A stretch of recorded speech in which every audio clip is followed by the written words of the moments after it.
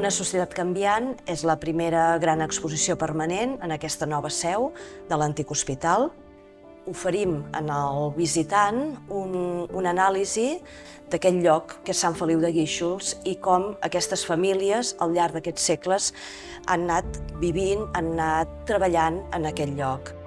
L'exposició Una societat canviant l'hem dividida en diferents apartats. En aquest cas, el primer apartat l'hem dedicat al mar, que va ser la primera economia que hi va haver a Sant Feliu, i ho hem subdividit en tres apartats, un dedicat a la pesca, un altre al mestre d'aixa o construcció de vaixells i l'últim a la navegació.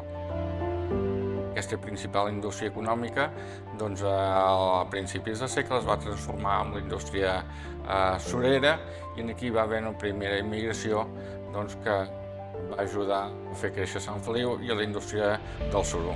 Aquesta indústria del suro hem dividit l'exposició en dos apartats, en aquest cas un dedicat als obrers, un altre dedicat a la nova burgesia, amb una altra immigració burgesa que va arribar a Sant Feliu, procedent del centre d'Europa.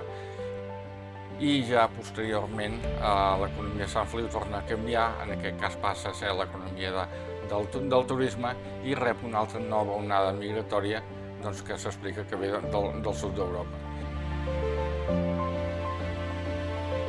Pensem que pot ser interessant pel públic aquesta exposició perquè fem emergir una mica aquesta societat que ha anat creant un tarannà, una identitat pròpia.